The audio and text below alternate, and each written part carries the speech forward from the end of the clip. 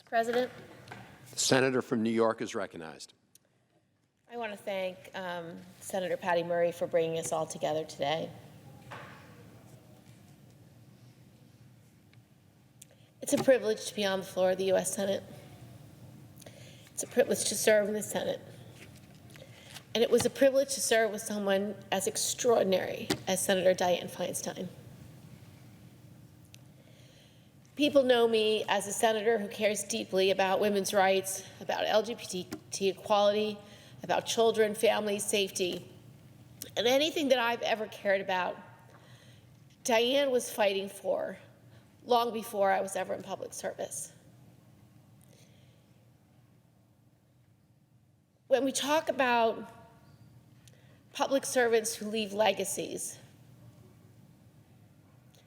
and when we talk about the giants on whose shoulders we stand,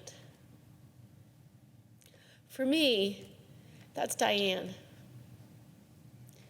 She was unlike any senator I met when I first got here in 2009. She had a really incredible combination of elegance, brilliance, stature, certainty, toughness, and kindness. When I first got to the U.S. Senate, I didn't know anything. I was appointed. I hadn't just run a long election where I was telling the constituents of New York why I wanted to serve and what my vision for the state was. I was really, really new. I'd been a House member for 2 years. Dianne asked me to lunch. She said, "How can I help you, Kirsten? What would be most useful for you, for me to do for you?" And I said, "Well, can you just tell me a little bit about what's it like to be a senator for a state of 60 million people? I have a state of 20 million people, so it's a lot, but I'd love to hear, how have you navigated the enormous job that you have?"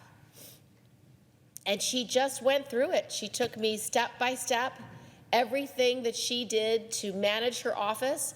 She would get a memo every week from her staff about where her legislation sat, what was happening, what were her bipartisan co-sponsors. She had a memo about how many calls her office had received, what the calls were about, what people wanted to talk to her about, what their concerns were. And that was extremely meaningful to me because she said, "I have a copy of this memo and I will give it to you. It's very confidential. It's just for me, for my staff, but perhaps you can use it to model what you need from your staff every week to know if your office is working well, to make sure all the things you need your staff to be doing are happening." It was just a small thing, but it was such a big thing to me at that time in my Senate career.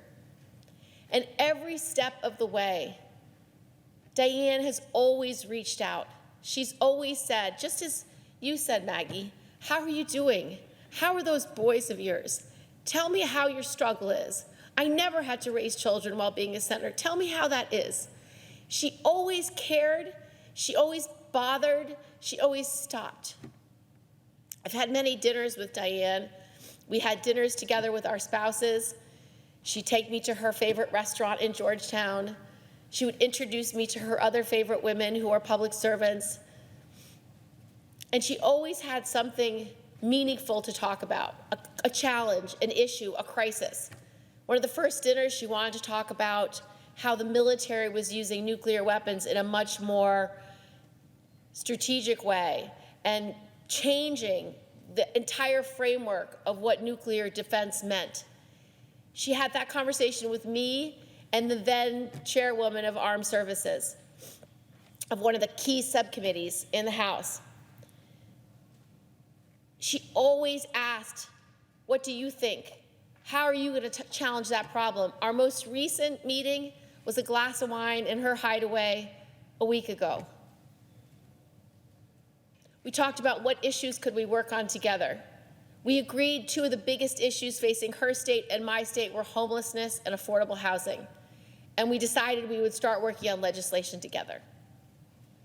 She didn't stop working when she was here just because she had health issues.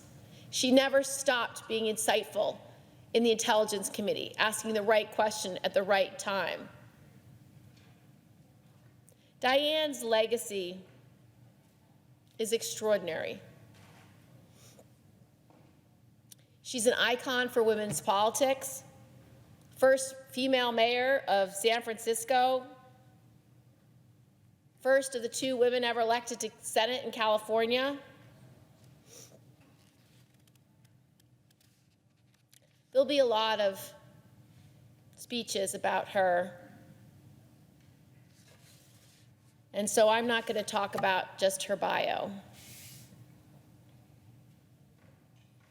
But one of the areas where she really was a role model for me was in LGBTQ rights.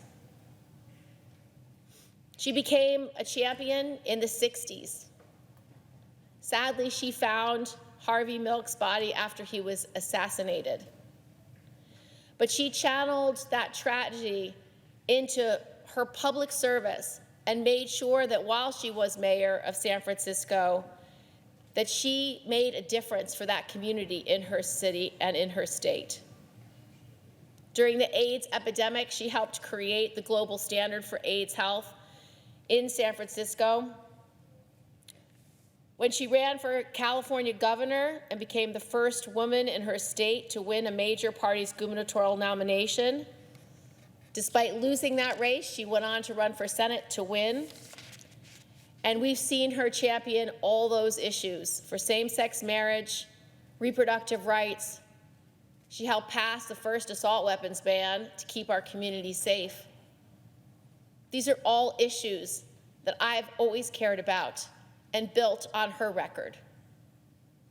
If she didn't fight for those things, we wouldn't have been able to repeal Don't Ask, Don't Tell. We wouldn't have been able to make sure transgender service members can serve still in the U.S. military. Without her hard work, we would not have been able to guarantee marriage equality at the U.S. Supreme Court.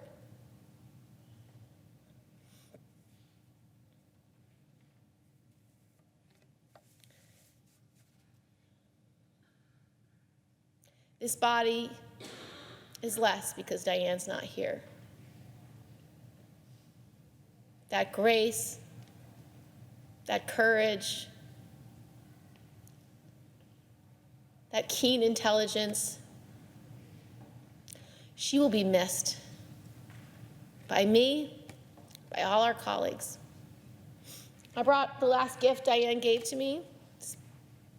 Beautiful pencil drawing, again, just part of her kindness. And I'm wearing Dianne Feinstein's famous red lipstick. I yield the floor.